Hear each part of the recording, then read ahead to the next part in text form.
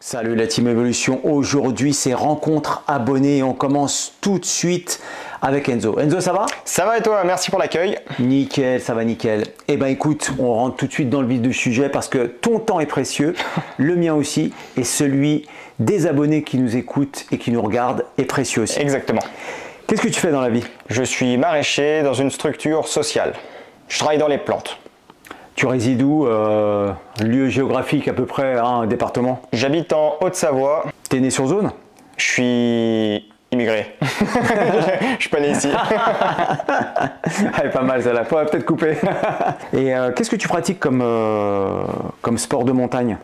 J'ai recommencé avec de l'escalade en salle et là je me mets gentiment à la randonnée. Ça fait combien de temps que tu l'escalades en salle? L'escalade en salle, j'ai repris il y a 3 ans et j'en faisais quand j'étais au collège, donc il y a quelques années en arrière, une dizaine d'années en arrière. Donc j'ai repris après une longue pause. D'autres sports que tu pratiques autres que les sports de montagne? Je commence à faire de la musculation au poids du corps dans des parcs de street workout où tu peux t'entraîner.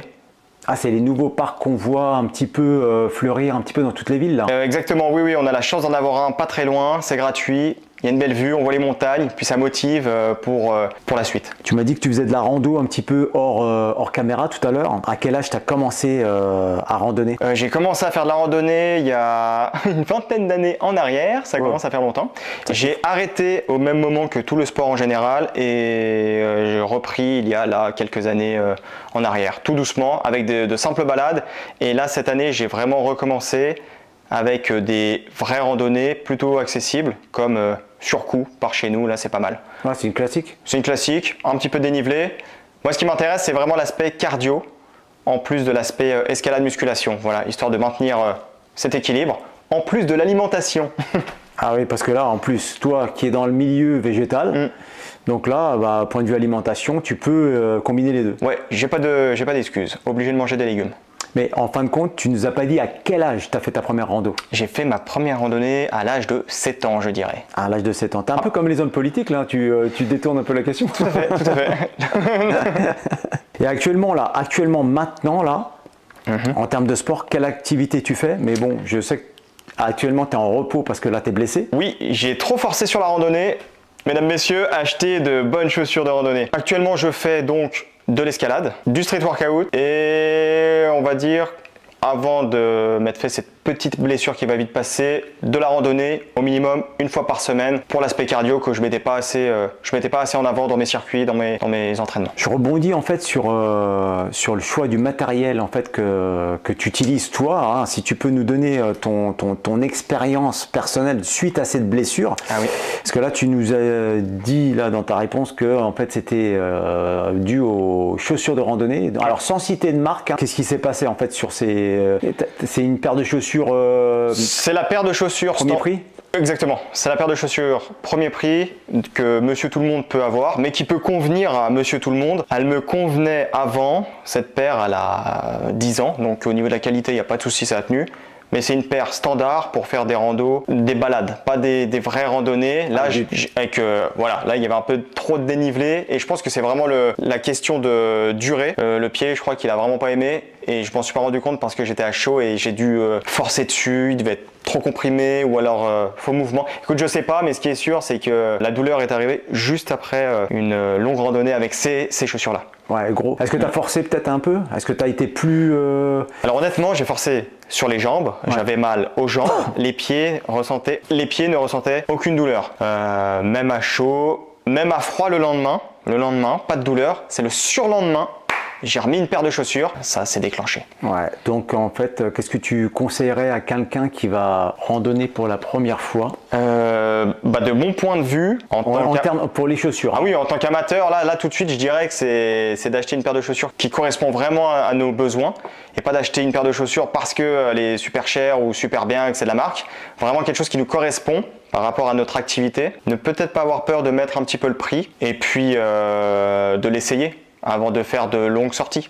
peut-être l'essayer un petit peu, voir un petit peu les sensations, et ensuite s'engager dans de longues sorties. Parce que moi, les petites balades que je faisais avec cette paire de chaussures, je sentais que j'étais pas hyper à l'aise dedans et qu'il aurait peut-être fallu prendre autre chose. Mais là, ça a été ton choix, ça n'a pas été un vendeur qui t'a dirigé dessus. Ah là, c'est moi qui ai juste pris la paire qui traînait dans le placard pour reprendre une activité en montagne. Mais au magasin, quand tu as été l'acheter, c'était ta paire. Ah, c'était ma paire.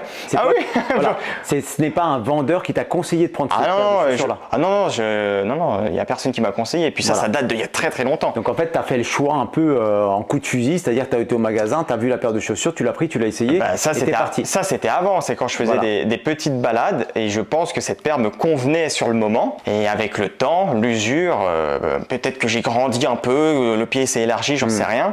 Mais disons que c'est pas quelque chose qui me convenait là. Je vais réinvestir dans une nouvelle paire. Quand on repart dans de la randonnée puis qu'on n'a pas randonné depuis longtemps, je pense qu'il vaut mieux refaire un état des lieux en fait du matériel qu'on a et puis ouais, je pense qu'il faut recommencer à zéro entre guillemets, que ça soit même au niveau de l'entraînement ou au niveau du matériel. Tu repars sur des bonnes bases sur le long terme et progressivement. Et là, qu'est-ce que tu as comme projet en sport dans le futur? Un objectif? Très bonne question. Je suis pris de court là.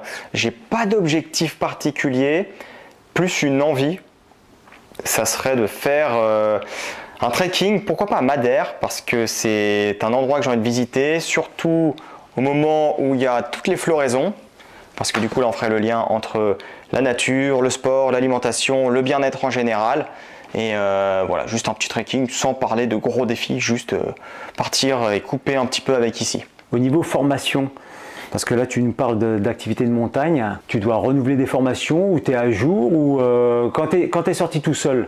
Tu es sorti déjà seul là? Ouais, oui, je suis sorti seul 2-3 fois sur des petites randonnées très accessibles et vraiment bien balisées. Tu peux prendre la carte si tu as envie, mais tu les connais. Il y a Soudine, il y a Surcoût. Il y a le Maule. Pour se perdre là-haut, il faut vraiment qu'il y ait beaucoup de brouillard. Là, disons que j'ai pas eu forcément besoin de me remettre, par exemple, dans les formations Carto 1, Carto 2.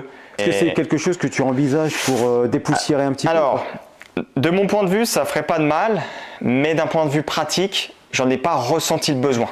Parce que pour le moment, je suis, disons que j'ai repris la montagne de manière vraiment très ludique. Balisé. Ah, balisé. Ah non, faut être honnête. Ah oui, non.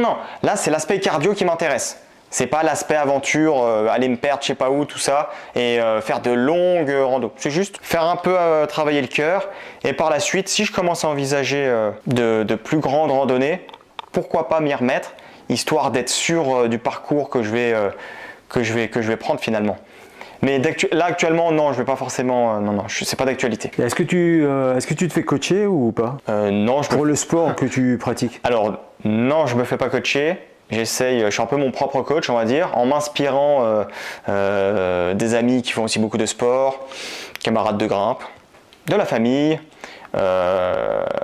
La chaîne d'évolution est très motivante, faut être honnête. Ouais, puis il y en a d'autres aussi hein, qui sont à la bonne école aussi. Voilà, exactement. On va terminer cette interview en fait parce qu'on veut que ça soit, on veut donner la parole à un maximum d'abonnés, mais on veut pas que ça soit non plus trop long, donc on va tourner aux alentours des 10 minutes d'interview.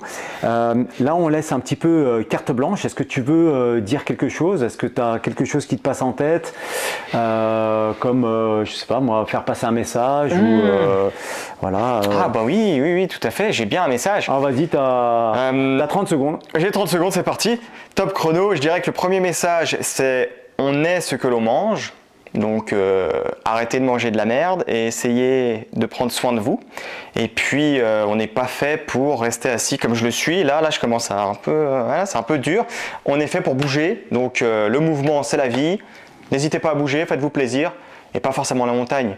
Il y a plein de possibilités dans le sport et dans la vie en général. Merci pour cette parole libre. Voilà, c'est un peu la carte blanche qu'on laisse. Eh ben, écoutez, merci Enzo, merci à nos auditeurs qui nous écoutent aujourd'hui. J'espère que cette interview pourra apporter quelque chose à nos abonnés. Tout à fait. C'est un peu le but. Et puis, on se retrouve très rapidement avec un autre abonné qui nous parlera aussi un petit peu de ses objectifs, de ses envies, de ses peurs, de ses craintes et autres. Eh bien écoutez, moi je vous laisse, portez-vous bien Et on se dit à la prochaine. Merci Enzo et à la prochaine. Merci Evolution. À la prochaine.